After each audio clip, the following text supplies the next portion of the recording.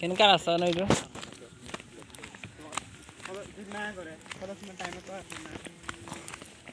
এইটো ৰাস্তাটো ভাল লাগছে না কোনো নাই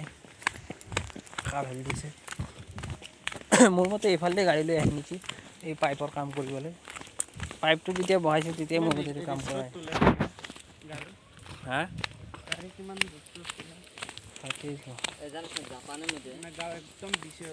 মোৰ ভিডিঅ' হৈ আছে দে আৰামছে বল নাই জাপানত নহয় সুন্দৰ নাজাৰা এখন না